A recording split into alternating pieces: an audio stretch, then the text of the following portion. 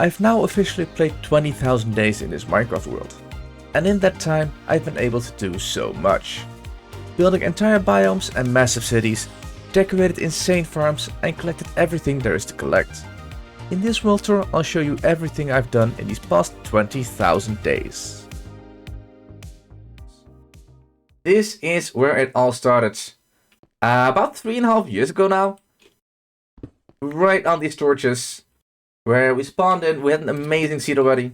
And the first time that we had this world was actually in hardcore. But we decided to think it was a great idea to get shot by a skeleton and fall into the lava.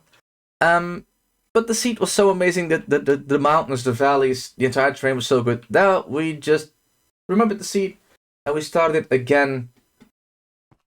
We started it again in survival just to get building all the ideas we had still already.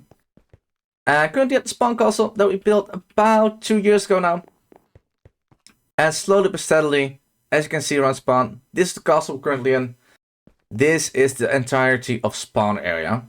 There's a lot more builds surrounding it. In total at the moment we're on 29 different areas where we have something built. Whether it's big farms, whether it's big build areas like this castle, or even something else.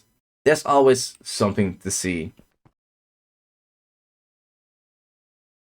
Let's have a quick look what we can do. And what everything is about.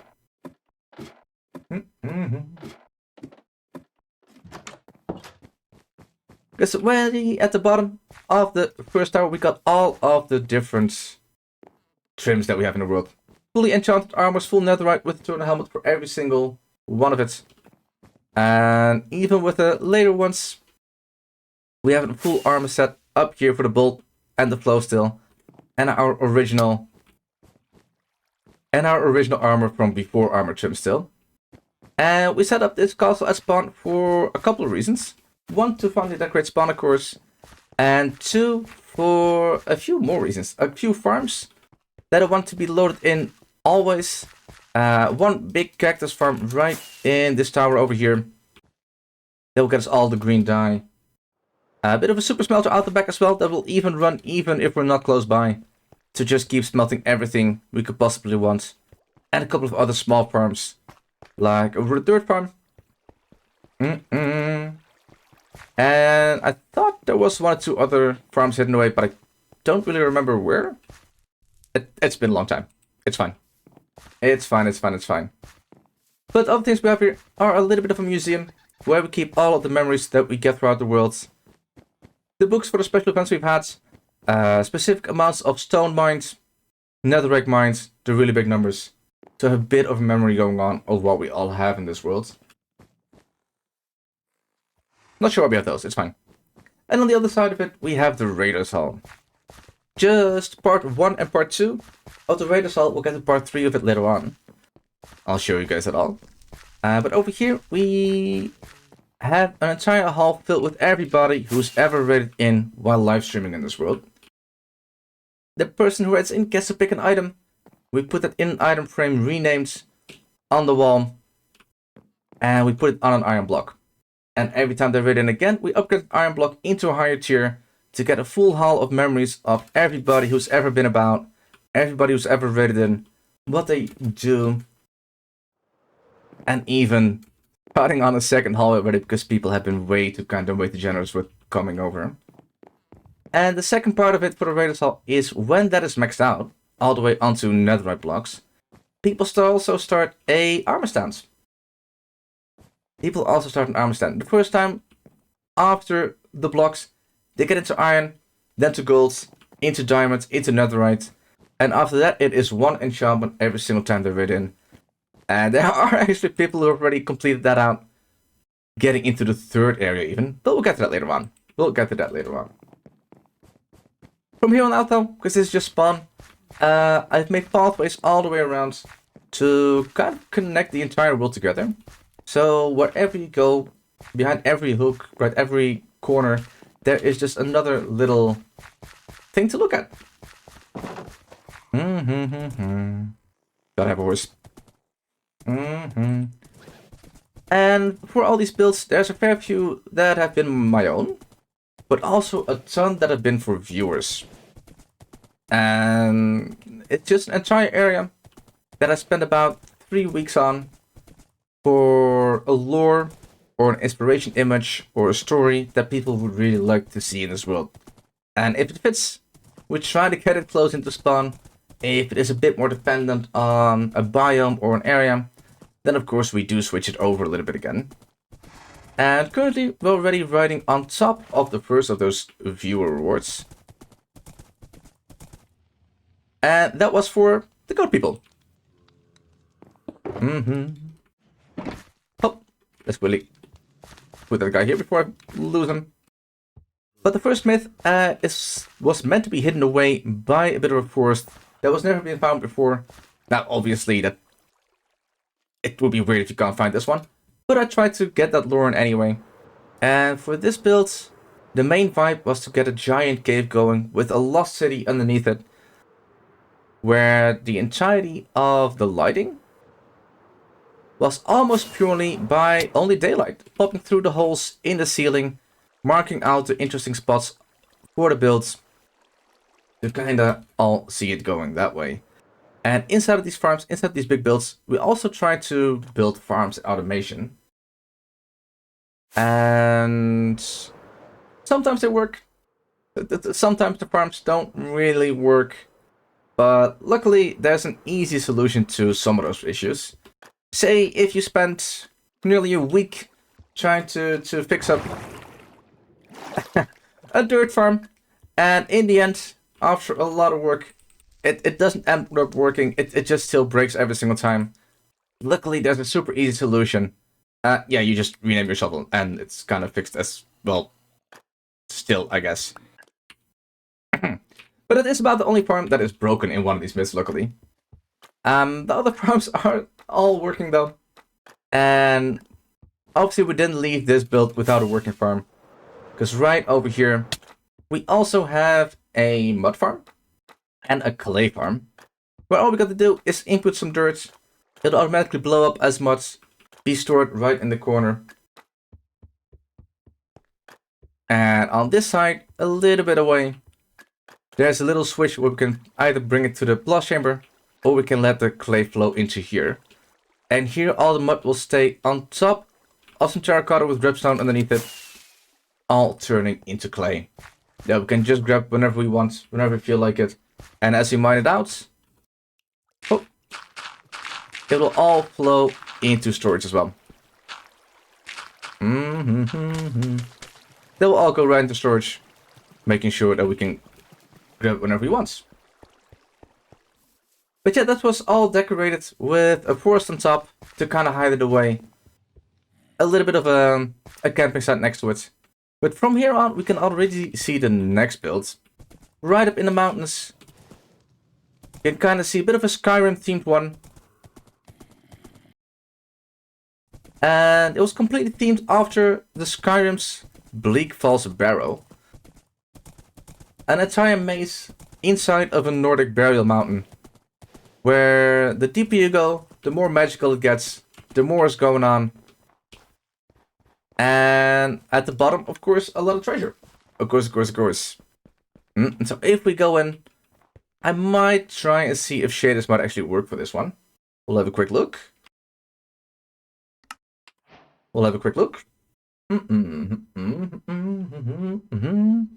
Nope. Maybe. There we go. I really tried to get the setting into this one. Really getting the feel in. But as you go down, the creepier it gets, the darker it gets. The darker the blocks used, and the more of a maze you get. Different hallways, all splitting up into different corners. And going further down, going back up, going across each other. A couple of live skeletons in the corners. Where's the guy? There he is. A couple of live skeletons, because why not? Gotta keep it fun. And if you go down even further, you get to a couple of the coffins. Where normally the draugrs would come out of.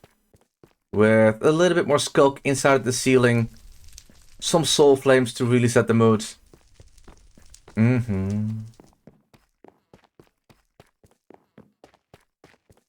as you go through, a couple of moments we can kind of see that people have just been hastily leaving from some danger or any of the sorts.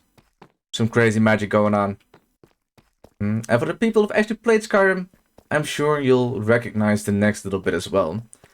Where you normally have the golden claw room opening up the big door to get into the even older part of the burial mound.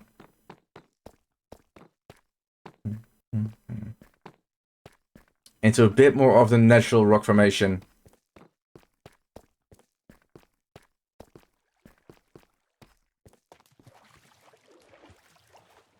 Oh, if we can get down there, hold.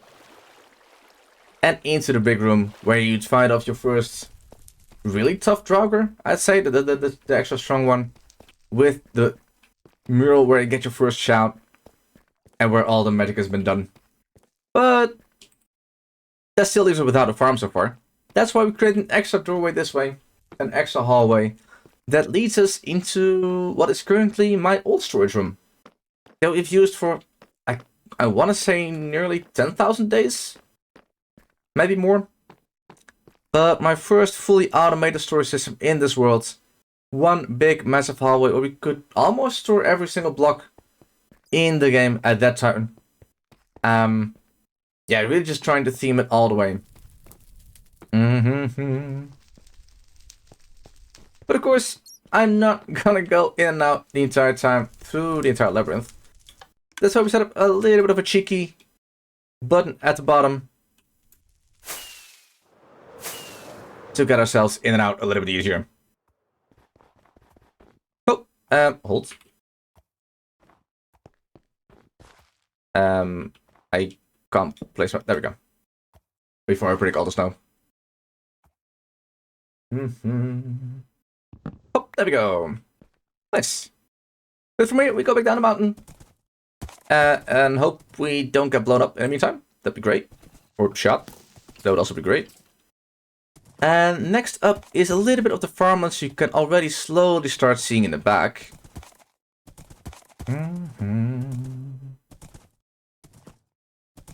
And that was a bit of the first try of a little in-between build. It's not one of the big build locations, it is just something to connect the world up a little bit more. But you can definitely already see, once we're there, you can already see a little bit through the little bits in the forest here, that is built way later on. The trees are way different, the build quality is a little bit higher, and it just feels way more immersive already. That's what I've been trying to get to. That wherever you're walking, you can always kind of see the progression of the worlds. But it always kind of feels like it's getting better bit by bit. Now, chronologically, we're not really going through that way. So it would be a bit of a weird tour that way. But you can definitely see the different build quality still in the different houses we're going to be passing today. So when we go right up here, we get to the next one already. A little bit of a greenhouse on top of the hill, right in the middle of a man-made tiger biome. It's just to be just a simple meadow, but I felt like a spruce forest would be a bit more in place here. And we built a massive, well, not a massive, we built a greenhouse way at the tippy top of here, with inside of it a luscious feel to it. And if we even go inside, you can see all of the different greenhouse type farms that we could possibly want. The interior is not really done yet, but at least the farms are all running. And an easy system to toggle the different farms on and off that we would like to have running at the same time. Everything connected up with a couple of nice wires. Just an easy storage out the back on the other side of it, that we can easily get all the blocks and all the items that we could possibly want to build with.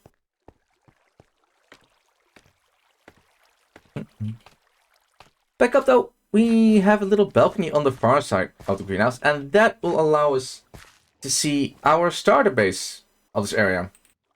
I'm saying starter base, but it may have gone a little bigger than that. It is the entire main town in this world, where our starter house actually is located inside of. But bit by bit, we kept expanding that entire field all the way around. And use it as our main base of operations, where everything else was connected to for the longest time. And as we go down the hill on the other side, we'll come past a little bit of a woodcutter's lodge. That was the plan to eventually build some tree farms in, but we came to the conclusion that that didn't really fill out. But we still have a beautiful little lush forest over here, where it still looks like a forester is slowly working away, getting wood supplies for the city itself though. Now I may have to turn off shaders in this area a little bit, because there's just a little bit too much going on, but I'm sure it'll still look nice. I'm sure. And in here we tried to make an entire city where every single corner is fully detailed, fully decorated, where wherever you look there's always something going on. Every single home is with interior, and there's a ton, and I mean absolute ton, of tiny farms inside of this entire area as well. Because since this was my starter area, this is also where my first storage was at. Bit of a manual one, but it is what helped me out for at least 2000 days in this world, I'd say. But also a little tavern in the corner, where I used to have all of my brewing needs for the way at the start. Decorate as a little bit of a tavern, a little bit of an inn, some outer brewers in the back, and even a small nether wart farm out in this corner. And if we walk just a little bit around the corner, with even more market stalls, with even more little details, there's also a little herbalist shop, where we have our old sugarcane farm underneath, and so on and so forth. There's just small farms hidden everywhere within this build. From super smelters to creeper farms, to my main mine, the original mine. Small snow farms, a little bit of an egg farm. Everything is just tucked away a little bit. And for some reason a diamond skeleton that I never really did anything with, but still sitting in my old storage house. And at the top of the hill, of course, a little bit of a castle as well, where inside of we actually had the first creeper farm I was talking about.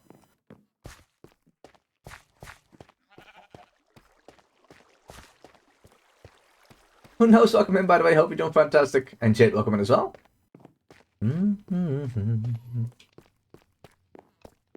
Ah, let me actually turn this thing on. Let me actually turn this thing on. Wait. This one. I know my build. Yes. I promise. How do I turn this thing on and off again? I think I know this. I think it's this one. I think it's this one and place it here, if I recall.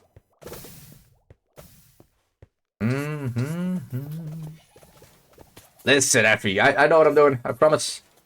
I know what I'm doing. Pop that one back. And the first creeper I made, I tried to go a little bit overboard with it all. Because instead of it just being a normal creeper farm, we tried to create a creeper lava lamp. So whenever they fall down for the first time, they'll just get hit by shulker bullets, start floating, and the second time they drop down, they actually drop all the gunpowder down below for us to make rockets out of. Little bit of a satisfying little detail. Original idea by Dave Guy. And original design for the creeper bullet cannon by fairlyhard. But if we go a little bit below the city, there's even more to this place. Because when live streaming on Twitch, there is a dark better thing for the follow. When going down below the city, there is a bit of an extra bit to the entirety of this as well. Because when live streaming on Twitch, everybody who pops into stream can get a daily check-in. And at 40 check-ins, people can get into my Hall of Fame. Which is basically a system of hallways where people can use their channel points to redeem armor, pets, charge creeper, custom flags, even more mobs. All the way up to maces, buildable stands, even jack-o'-lantern skeletons from the Halloween update, or from the Halloween moments. Buildable stands, their own mob heads. Basically just everything to keep adding a little piece of what they want into this world. And besides the 4 original hallways, every single hallway of this is a little bit unique as well. Every single one a little bit with its own theme, from Atlantis into an Egyptian hallway, to a fairy tale hallway, into even a little bit further beyond, an Among Us hallway, and Japanese cities. Now most of the older hallways are all a little bit within the same setup. The 2 windows, arm stand in the middle, spots for items on the top, a small divider, and then onto the next plot already. But since not too long ago, we've started switching it up a little bit and trying to go a little bit more creative with the hallways. And that is why, since recently, we also have a hallway themed after the lanes from the League of Legends show Arcane, where you just feel a bit more inside of the theme, and the plots are still a little bit there, but tucked inside of the houses, but all to get a bit more immersion going.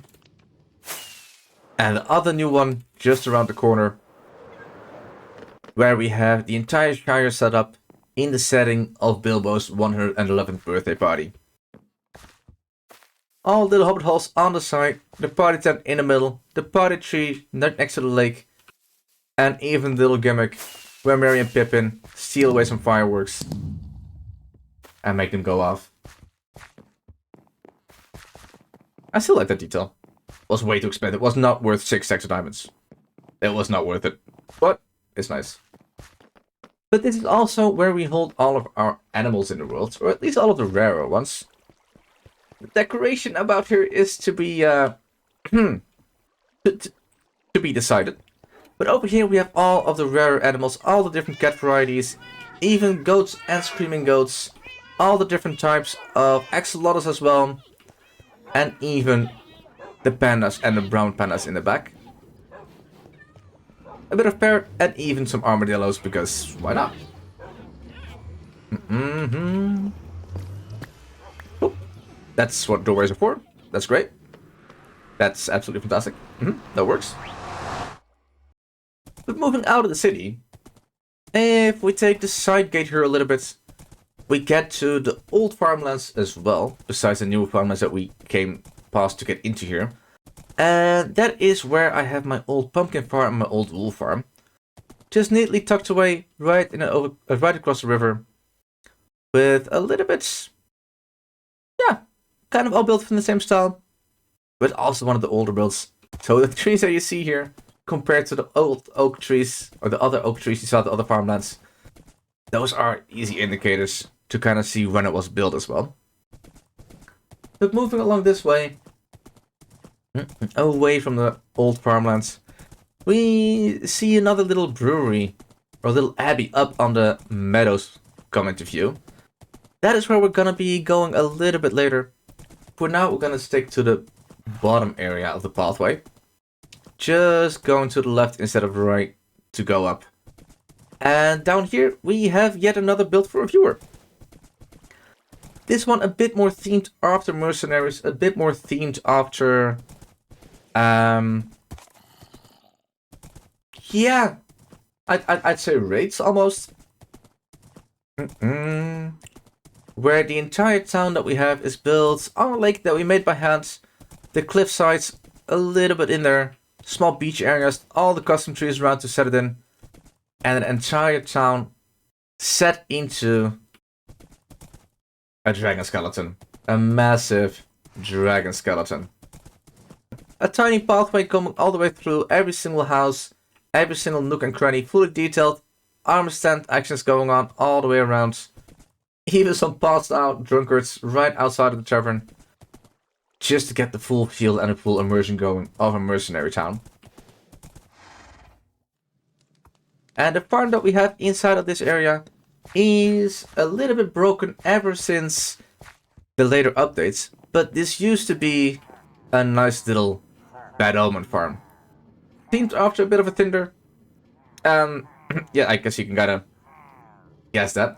But all we had to do is either press the left button if we didn't want to have a match with the pillager, or hit the green block if you wanted a match with it. And whenever we didn't want a match, the pillager would die in one of the 5 sections up there. And if we did want it to match, it would get poisoned, get down to half a heart, and pop up right on here in a little bit of a backup, where we have multiple of these banner guys just waiting. And before the potions, if you were to hit them, you would just get a bad omen level. If you hit 5 of them, you'd get to the maximum raid level, and you could go fight your raid wherever you wanted. But sadly, that is broken ever since the update. I might get to revisit that at some point, but for now, it is just a nice little memory. One day, we might fix it fully though, and get it running. But going just outside of the town again, and instead of going right to go back to the brewery, we take a little path to the left. We get to a small pathway leading just behind the dragon skeleton. And that is where, if you guys remember, the raid hall. But this is where we have the 3rd level of raid hall. An entire cave themed after the beating of a raid, really. Where we've captured all the different raid mobs, from Vindicators to Ravagers, little huts for the champions of the defeated or raids to sleep inside of. Little cave enters on a small river out the far back as well. A little slain dragon, the smaller brother of the big boy outside. And here is where people who defeat all the raids, who complete the Raiders Hall, get an armor stance with a memory of when they raided in the book for the first time getting here, and an extra trophy for all the extra raids that they get. And ever since, it's just been towed down in here for, I think, well over a year at this point. It's just called the Den Cave now. It's a thing. It's fine. I still can't believe that only Den is in here for like a year and a half. I still can't. I still can't believe it. I still can't believe it.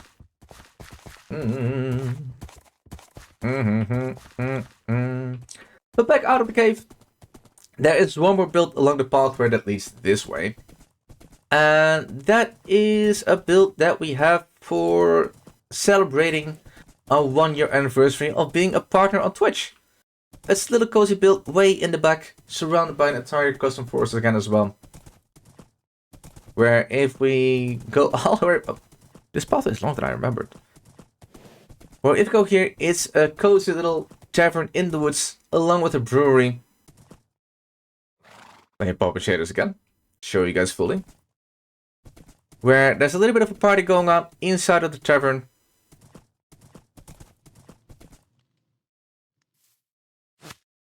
A little bit of a party going on with everybody who joined us in a celebration for the 1-year anniversary. A little bit of a band even going on. And if we go just inside of the pub as well, or inside of the brewery rather, my bad. Also a sign for everybody who popped into stream that day.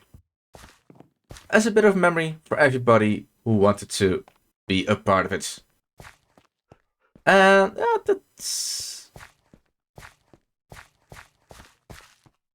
It was 1 or 2 people. There were 1 or 2. But yeah, it goes to the builds. And again, as I said, you can kind of see at what stage of the world, or what stage of the progress of the 20,000 days was built. I think you can definitely see this was definitely one of the later builds. But flying back out, to save a little bit on time, let's fly back over to the brewery. Because that kind of marks a bit more of what I've been trying to do with this build as well. Where whenever we have a farm, or whenever we have a build, I'm always trying to combine the theme of the build with a bit of the theme of the farm that we put inside of it, or a bit of the automation. So that when you come over to visit a certain location, for one, it's already kind of clear what you're visiting or what you're going for. And when you get to the automation, you can easily get all the blocks, all the items that you need. And when you are trying to get them, it's always a nice view to go past when you try and get them. And for this little abbey, it was themed after the abbeys that you can see in the south of the Netherlands or in Belgium. Where It's the Cisterciensers order where they brew beer inside of their abbeys. And here we have our entire automated brewing setup going, where you can just pick the ingredients you want. You can start the brewer and you'll get a full Shulker box of that potion returned to you.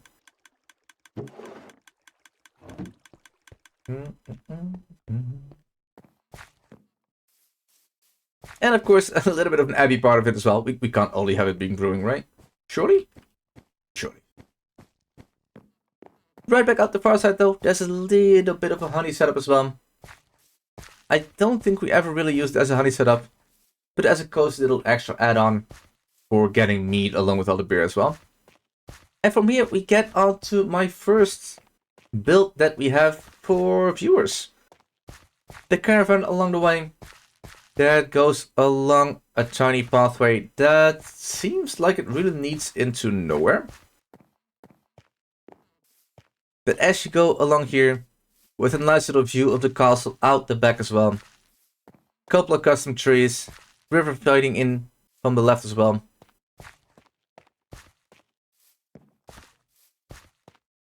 You slowly get to a small campsite here. There's not too much to it at first. It seems like there's not too much there.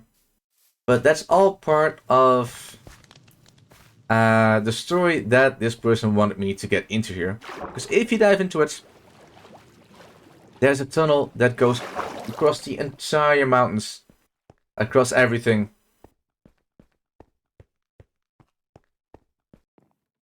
Small caverns as well to go through.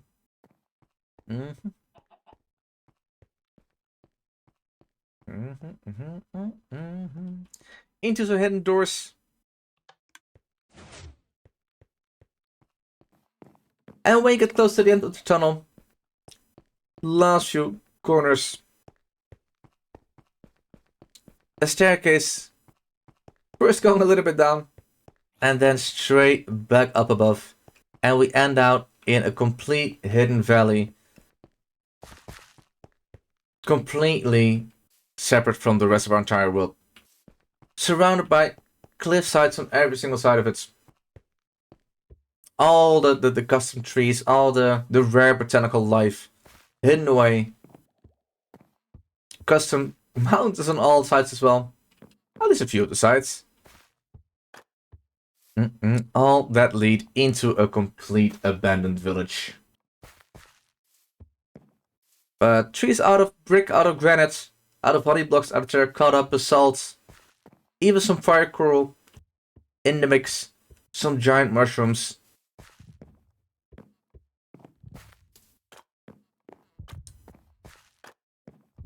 Couple of statues to the old heroes that defended the valley as well.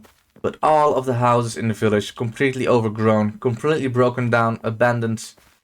The greenhouse completely broken as well. And all because of the corruption that started to come out into the valley. And the corruption all comes from the water, the source for all of the life inside of the valley. And at the base of that, just after the update came out with them inside of it, we got ourselves a little friends that we almost put into like a golem-like cave, where he has a tiny little island in the middle of the water, blocking him in. He does seem to like his tropical fish a little bit. It does seem to be a thing. Is he going to do it? Is he going to do it? Holding. Holding. Where we have our fully automated tropical fish farm. But besides collection, but that's not the point. We're getting bone meal out of it. We're getting tropical fish out of it. What else could we want, right? What else could we want? It is fully efficient. But like I said, the mountains on this build, a good part of them are man-made. And along with that is this entire mountain range here, where we did maybe potentially green it a little bit. So the entire back of it, we might have to get to one day. But on the other side of the mountain, there is the build that we did in celebration for getting partnered on Twitch. That is quite a while ago at this point. But an entire valley themed after Shangrila, where we have a bit of the Nepalese, the Eastern kind of vibe build style. All the custom cherry blossoms, all the waterfalls coming about, all the green, all the lusciousness, to celebrate ourselves getting a checkmark. In total, I think we built about 69 custom trees in this place, a couple of statues along with it, about 4 or 5 temples, and about 12 waterfalls, all to make it feed into a lake at the bottom, with some more pink axolotls to even add to the theme. From here though, there is about 3 more builds close to spawn though. Not 2 even actually. There's 2 more builds close to spawn. One of them with fly past the Nordic burial mountain. And just down the hill here. And instead of going right into the farmlands and into the main city, we turn left over the pathway to go into one more hidden build within a custom birch forest this time. To mix it up a little bit. An entire town, a little bit themed after a bit of an Austrian vibe maybe even. The cyan and the white. But again, fully luscious. All the trees, all the flowers, even more custom mushrooms coming on as well. The giant ones. A cozy little village. A little bit inspiration of beat-ups going on within the houses. Small mushrooms to light up a little bit as well. And this all to be the home of my Honeyfarms. Both the honeycomb and the honey bottles are being created en masse out here. Oh, nobody sees that hole in the ground, that's fine. But both of them are created en masse out here to satisfy our needs for honey and honeycomb. Both to build with and to create even more redstone.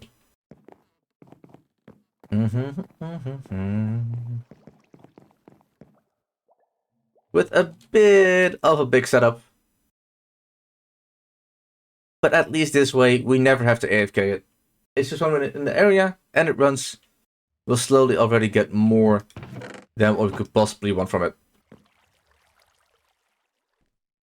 But all this with a river pouring through, even a little bit of a bee breeder out the back here. And into a giant dam. That holds back a little bit of the river. That slowly goes into the valley. Where at the end, it goes into a massive lake.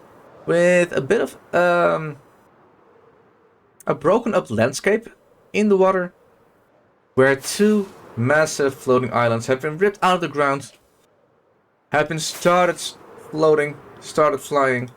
With on top of them a big castle themed after Castlevania. A nice white and grey castle with a red roof, where inside of it we have our main rocket factory. The entire islands, both of them being absolutely spawn proof. With inside we have 4 separate creeper farms in each of the big towers that slowly get us all of our needs. For gunpowder, where for about the last 2.5 years we've gotten all of our rockets just out of this place to slowly and steadily get it all. And out the back, a couple extra rings inside of the castle, decorated away, even some extra housing options for the people that work at the castle, that live in the castle, all to make it cozy. But since that's already the last build that's at least close to spawn, I think it's about time to head into the Nether and slowly see what else we can find through there. The Nether hub is fully connected up to almost every single build though, with 3 different ways of transportation inside of it. One, of course, the ice where you could boat over. One, the rails where you could transport mobs all the way around with easy ways to just connecting it up to the other side. And the third one, however, not normally much out, is to fly through it, of course, where it's made to try and make it as less dangerous as I possibly can. However, it's definitely still possible to fly into a post multiple times. Not speaking from experience. Totally not speaking from experience. But all the little hubs, all the little pathways, all the little hallways going everywhere around. And the first stop we're gonna make here is gonna be almost all the way at the end of this hallway already. Where just before it ends out into nothingness, we turn a small right and into our iron farm. And that is one of the reasons why I wanted to keep the seed. There was not too far away from the spawn area, a mere 2,500 blocks out. We had a really good mushroom island, where we could easily set up a nice garden, a nice iron farm, producing about 9,000 iron per hour, all being auto-crafted after the new update, giving us all of the goodies that we could possibly want to build with and to build beacons with. But it's not just this island that is right next to, or quite close to spawn. If you just take one rocket away, we get onto yet another mushroom island. Although maybe calling it an island might not even be the right wording for it. Because if we slowly fly over, this thing is massive. We've slowly started to transform it into some grassy island as well. But with the sheer size of it, that might just take a little bit more time to fully complete. But on this massive continent, we have started making our tree farms. And eventually, the plan is to have all of these inside of a dystopian city that is fully overgrown with massive custom trees growing all the way over top. And whenever we need any type of different log, we can just go into one of the broken down skyscrapers, one of the broken down houses, run the farms, get all of our logs, and slowly get all the build materials we could want to build further in the world. All these tree farms though are all without duping. And there's no reason for that, besides that I feel like if it's possible to run a farm without making use of a glitch, I feel like I should at least try to get that going. So that's why all of these farms are not your standard tree farm. They're all a little bit harder is not the right word, but a little bit different from the standard. To make them feed into big blast chambers where we can get relatively TNT efficiently all of the different ones. Along with that, we do have one farm here that might not fully suit here, but it was just easier with the spawning as well. The new resin farm. Making sure we can get all of that as well. But with, of course, all of the city being completely abandoned, completely overgrown, the villages had to go somewhere. That's why a little bit of ways in the farmlands right over here, the plan is to build a massive bunker. All the ground parts have already been set up. That holds my village trading hall. 4 unique hallways, each holding their own type of villager. All the fishermen, the clerics, and the farmers in one. All the masons in another. All the armorers and weaponsmiths, toolsmiths, everything for gear and tools in here. And in the last one, of course, all the librarians. And of course, all of the cartographers. All of these fully cured up so that they're all the cheapest they could possibly be. Making sure that all the trades and all the blocks we can get out of here are easy to get. Going back to the nether though, we right away get into the next build. And that is one of the first nether farms we built. Our Witherskeletonfarm. An entirely hand-dug perimeter. I may not have been the smartest idea, but fully themed after Tartaros. A bit of a darker Greek style build try to only build with grey blocks in this one, besides the cyan flames, and only on the inside can you see little hints of copper peeking away. A tiny barley farm in here as well. But right down here is the Witherskeletonfarm. And the beauty of it is, we get to work away at one of their mods to actually run it. It is just perfect.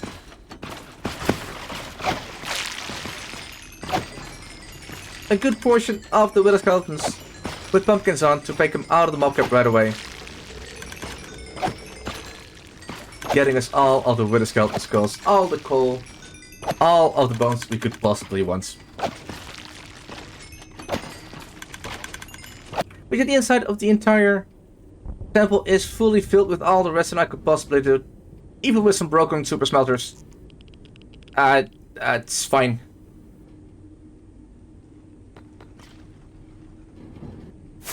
Nothing was ever broken. Always been perfect. It's always been perfect. But right on the far side of the temple, we have one more nether portal. And over here is a bit of a two-dimensional setup.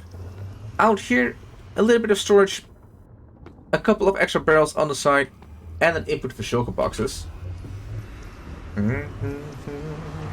Where if we go over on this side, and possibly sleep. Thank you. Over here we have our mining facilities.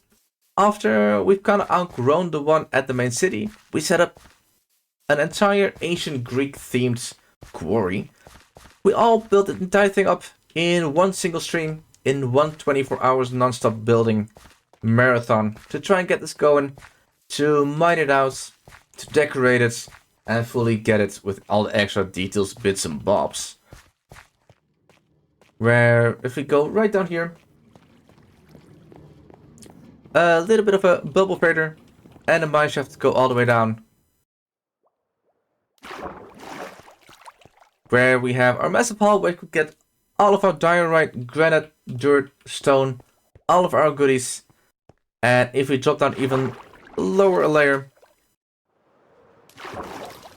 also all the deep slates, all the gold, all the excess bits and bobs, and then even a layer further down, where we used withers to mine entire passageways for us to get even more of the materials that we want. And whenever we got a shulker box filled up with whatever material we got, all we have to do is pop it into the bubble fader.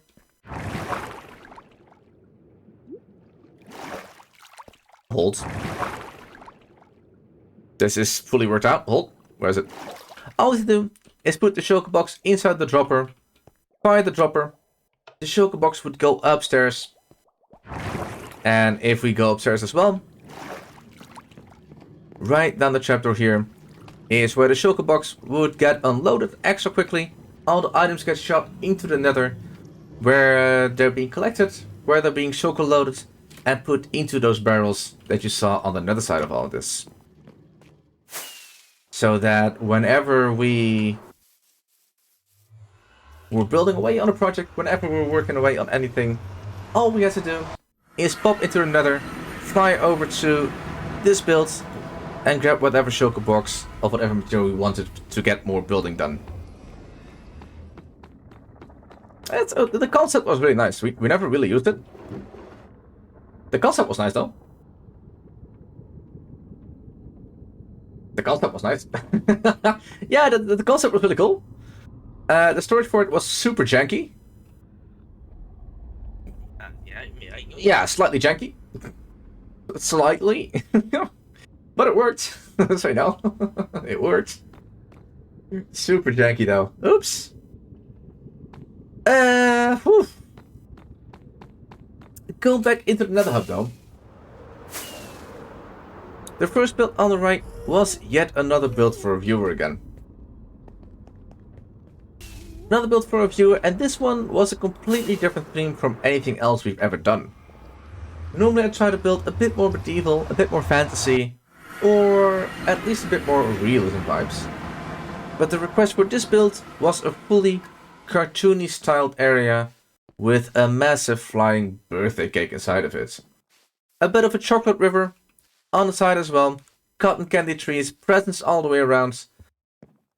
But all of this was built inside of a swamp, where we couldn't use any or hardly any leaves besides azalea and birch. Hardly any grass, hardly anything, because that would just make the entire area look worse again. So we had to use all the concrete, moss, quartz, bright blocks to try and get this working. Same goes, of course, for the entire mountain. We had to match it, making a mountain out of anything besides stone, really. Couple of balloons holding up the cake, couple of extra hot air balloons on the side. And this entire area, like I said, inside of a swamp. And we made a big old slime farm inside of the birthday cake. A little bit of a birthday party going up on top. Even some small slimes going around the corner here. And if we go right into here, the storage for our completely custom-made slime farm. It uses the mushroom technique though, luring all of the slimes into the center, where they slowly die to the magma. Whereas some of the small ones survive, they get put into the middle, where we can launch these small slimes to pop all the way up onto the top of the cake for extra guests at the birthday party.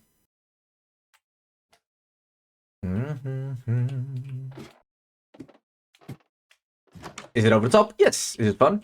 Yes. Zero Soup, welcome in. Hope you're doing good. This was a wicked build, though. This was a wicked build. That's nice, though. It's nice.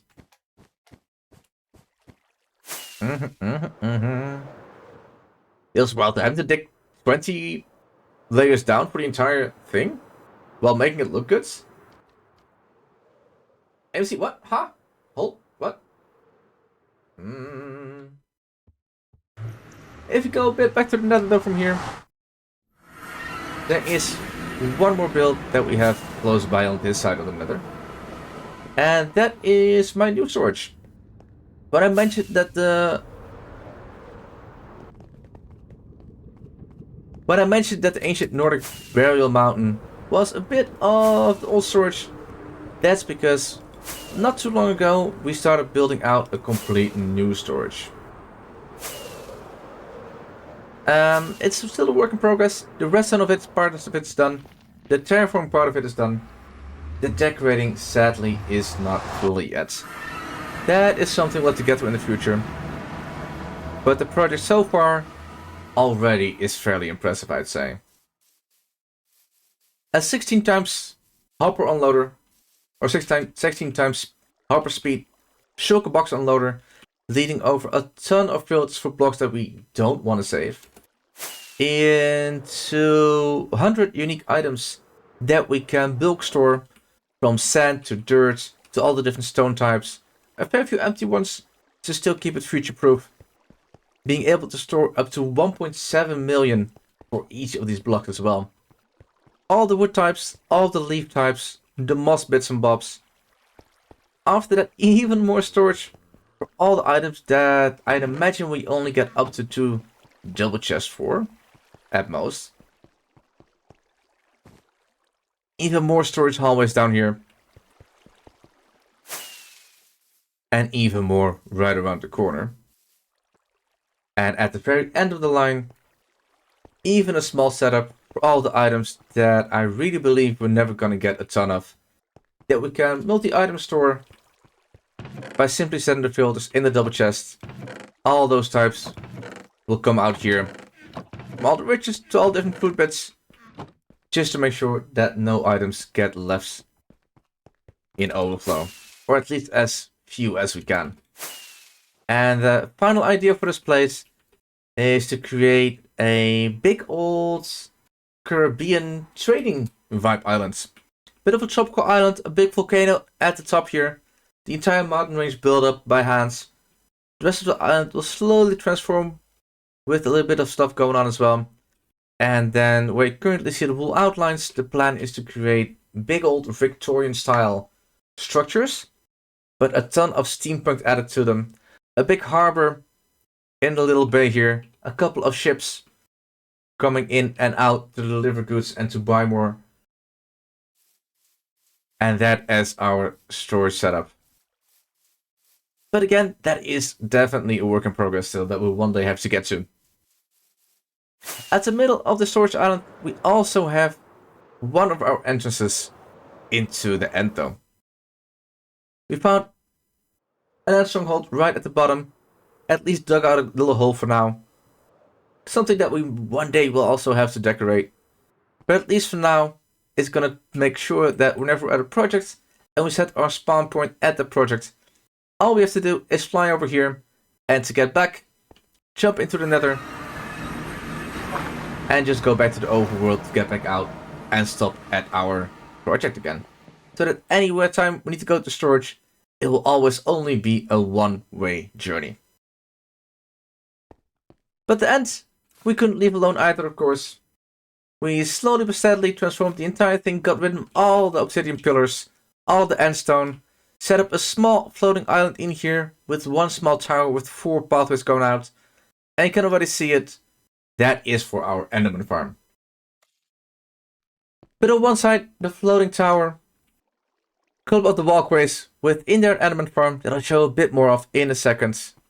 And on the other side, a massive floating island, 2 more small ones added onto it, with on top a big castle in commendation of the ends.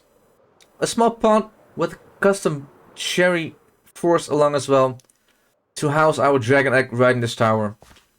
But right here in the main castle, a bit of end interiors that we tried to set up. But in the main throne room, a stained glass window with the element of the crown for the redeemer of the end builds, Luna. And in some of the side corners, little decorations, but mostly if we go down here, a tiny farm to get us purple blocks as well. Where all we have to do to get the purple is simply get some snowballs from a little snow farm. We just shoot away at the flowers. They'll pop off right on the floor. Hope if I can actually aim for it. Surely we got this. I should be a pro at snowball fights, surely. Surely. And once you have enough of them popped off, all we gotta do is flush the entire thing through. All of the purple trees. I'm still not sure what to call them. The coarse trees. It will break off. Everything will float into the far side of it. Any coarse flowers will be returned to us right here in this chest to plant all of them back again. And all of the coarse fruit will get smelted right behind here, right away, so that we get the popped coarse fruit returned to us right here, so we can make the purple blocks. So that if we ever need any purple, it's super easy to build away. On the smaller island, we have a bit of a lore situation going on as well, as part of the build, where the Nether has been trying to invade the Ends. A couple of zombie piglins captured right in some cages here. Some more popping in through a ruined portal, fighting off the Enderman, trying to take over.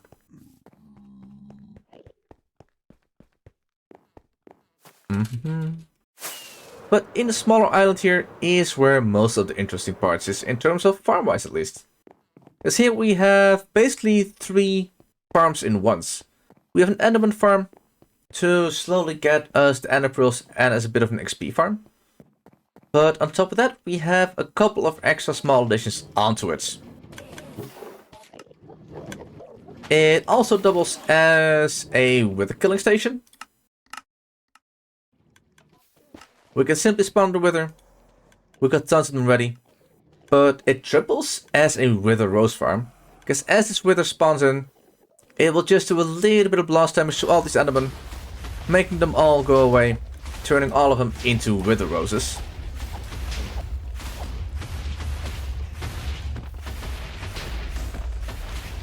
Where on the far side here, we have a storage for all of the wither roses we could possibly want.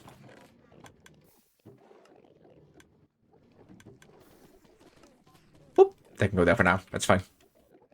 And as you pop back through over here, I have no idea actually where I last slept. Oh, spawn. That works. I guess you guys get to see the entire build as spawn as well. At night.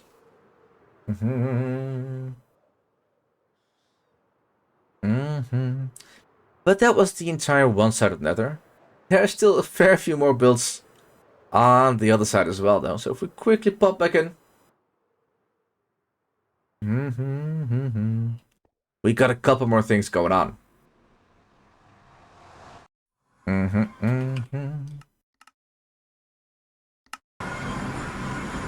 And the first stops of this are all along this big hallway. The first one on the right is the output for my Shulker farm. Really not too much to it. But out in these 9 barrels we'll get all the Shulker shells we could possibly want. I did recently fully clear this out though. But I think I AFK'd this farm once, maybe 2.5 years ago. Never really did it again. And I still have Shulkers upon Shulker boxes of Shulker shells lying about.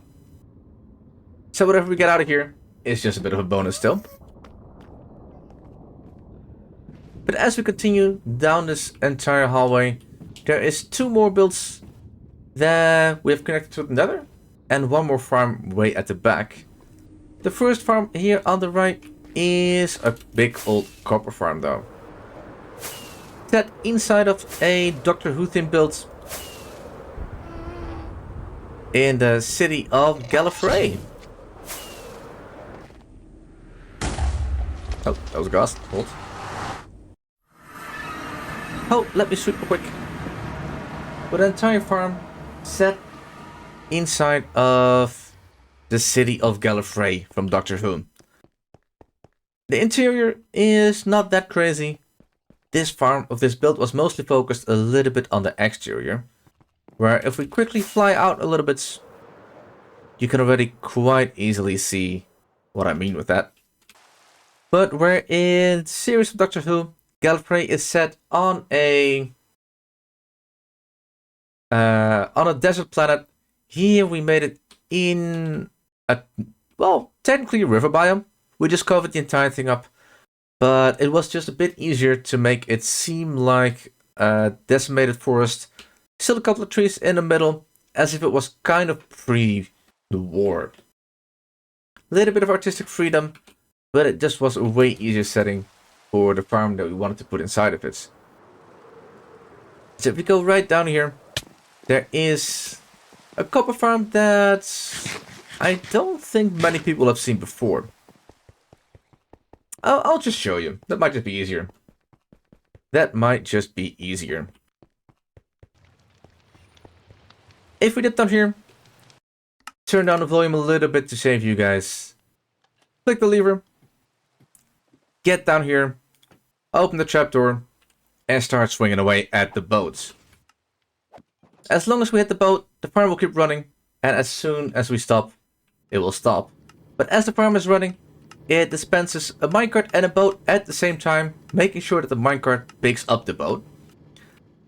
The boats go all the way over these massive tanks, going all the way out to the back.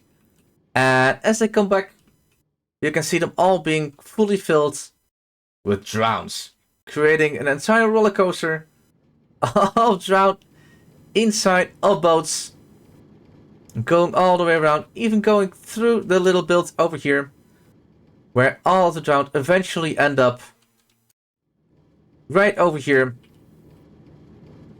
All we gotta do is swipe away at the boat. The sweeping edge effect will take care of all the drowned for us. The boats and the minecarts get sorted into their own little categories again, to go back down, only be to the percents again.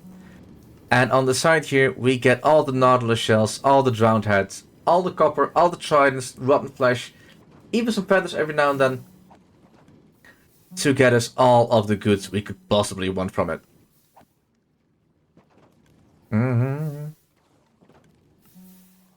It's so fast, it's sick. It's sick, it's sick, it's sick. Hey, Zero, welcome in. Thank you for thanking. Thank you for thanking. appreciate it. Okay, my PC does not like this farm. That noted. Noted.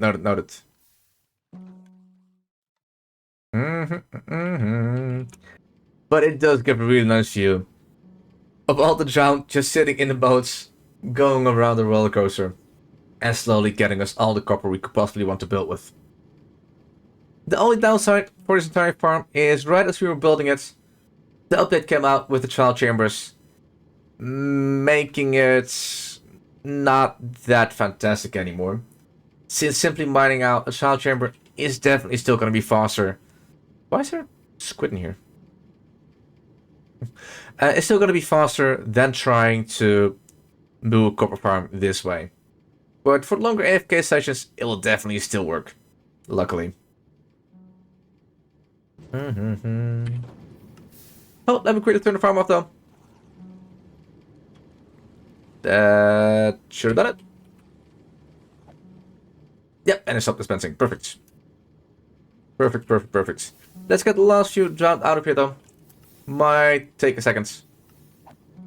But should be there in a second. How often did you die already? So in the last 3.5 years, in total I've died 145 times. However, there are redeems on this channel where I have to get people a player head, or more specifically their player head. And the only way that I can get a person's player head is by wearing their skin and shooting myself to die. That is the only way I can get my player heads, or a player head. So of those 145, there's already, I think, 90 deaths that are simply me standing still and shooting myself.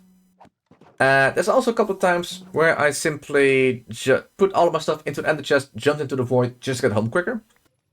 Or in the same way, I was so far out without rockets that I simply put everything in an ender chest and yeeted myself to death.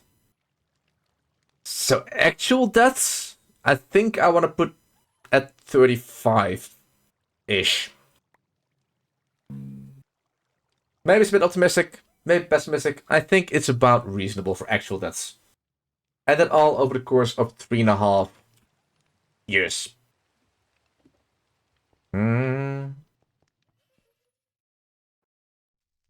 But this farm gets us a ton of basically everything we want. All the tridents, all the drowned head, I don't even know what to do with them.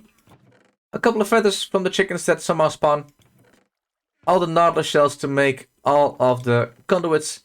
And slowly but steadily bits of copper as well. And then in a few of the bigger towers of this build as well, we have small corners set up.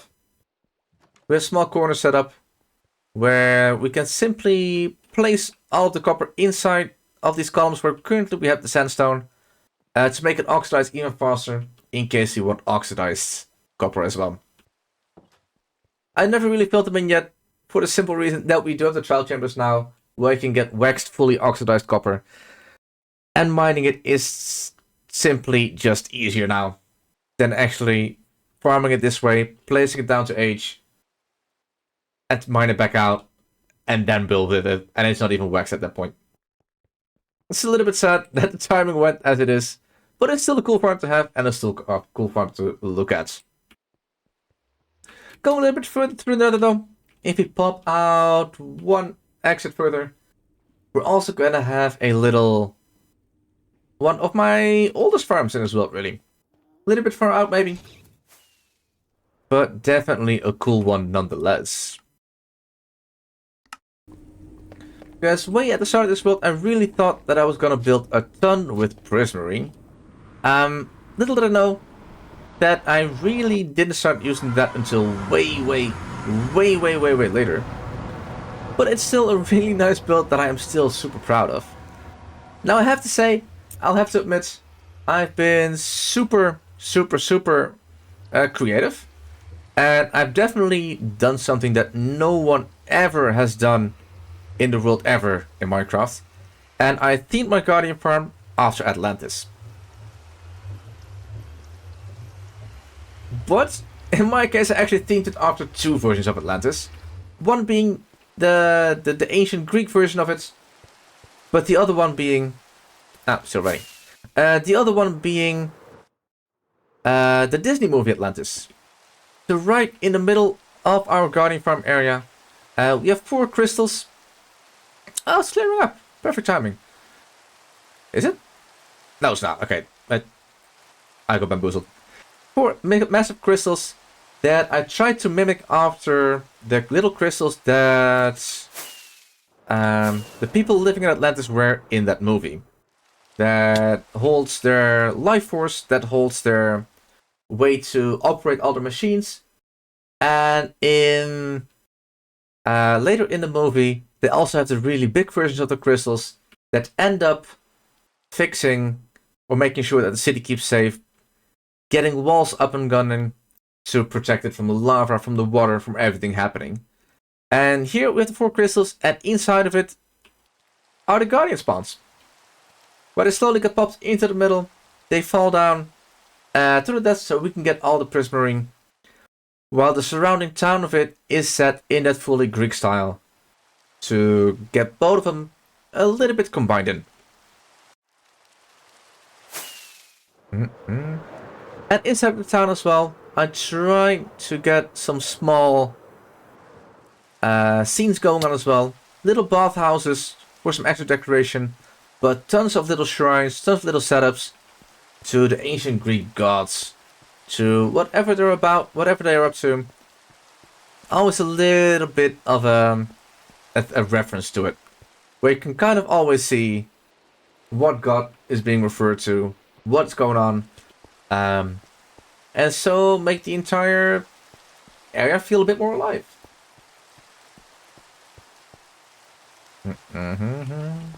Let's sleep away real quick. So we can also see it a little bit in the sunshine. Because with all the quartz, with all the glass, with all the gold, it does shine a little bit nicer with the sun on it. There we go. That feels a little bit prettier and a little bit nicer. That's nice. That is nice. Nice. I have a rainbow. Aw. Nice though.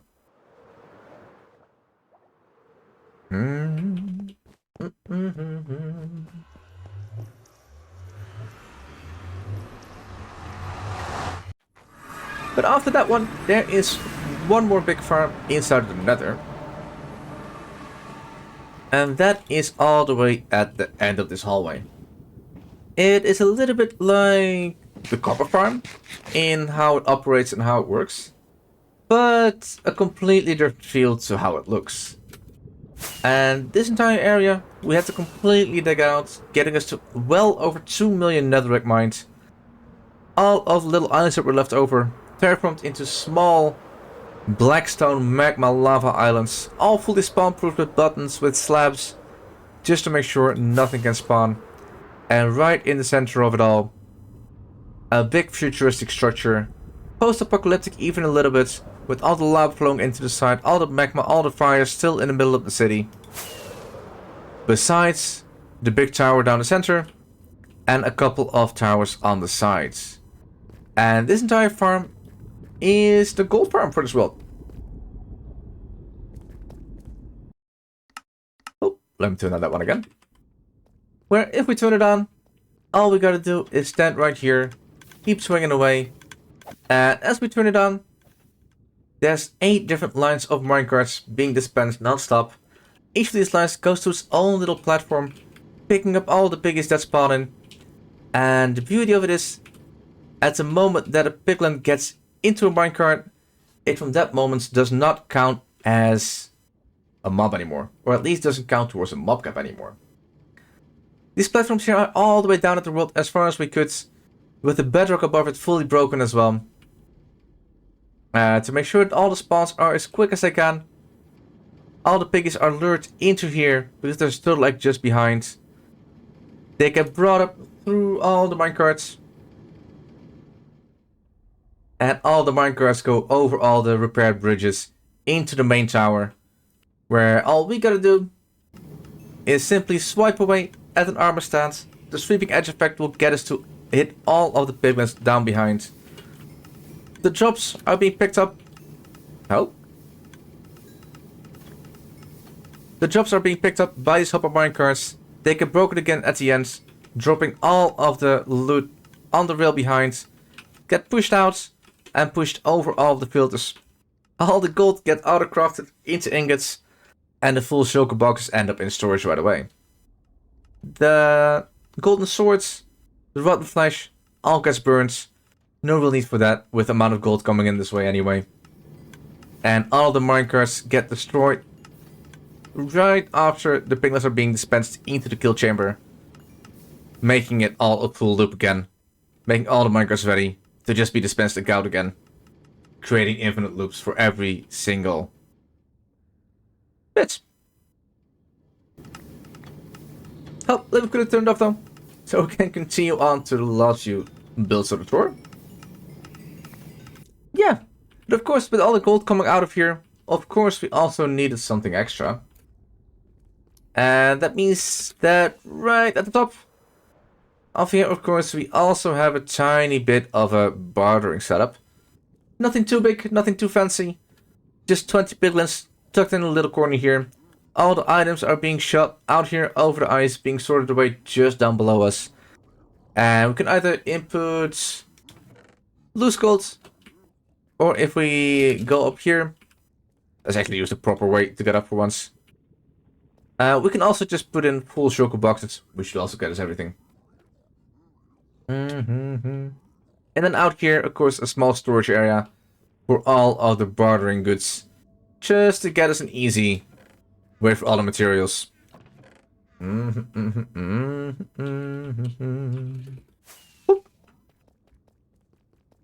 then on the overall side of this, there's a small build as well. Mostly just to connect it into the lore, and partially because I may have gone lost in building it a little bit. Just a tiny bit. And out here we have a cozy little Italian town, themed after or built after a 1700th or 1617 century Tuscan town. Little bit of an Italian coastal village, some fishing boats, a little bit of a market going along, all the little cozy houses, all with full interior. Well, as full as interiors for 3x5 go. Little gelato shops, little pizzerias, a small smithy, of course, to help with all the tools. And out the back, because I couldn't help myself, of course we needed a little bit of an olive garden for the people chilling away. And if you're already eating olives at the sea, on a little bit of a lazy chair, of course, on the side to drink, you also need a little bit of a nice little wine. So added on a tiny vineyard as well, with some of the hardest workers you'll ever see, of course, lazing away in the sun.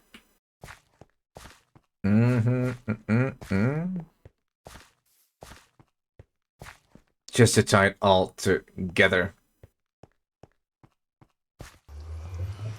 Back out to the Goldfarm though, there is a few more spaces we got to visit, and one of them is a mere rocket away through another, and that is right over here at the nether portal tucked away in the corner. And this build is one of the later ones we've had, that I think we finished up at about 5,000 days ago, to be a bit more precise. You can already kind of tell probably, this one is a little bit set as an Aztec build. An entire valley, massive river down the middle, fully decorated, custom trees all the way, custom terrain going all the way through as well.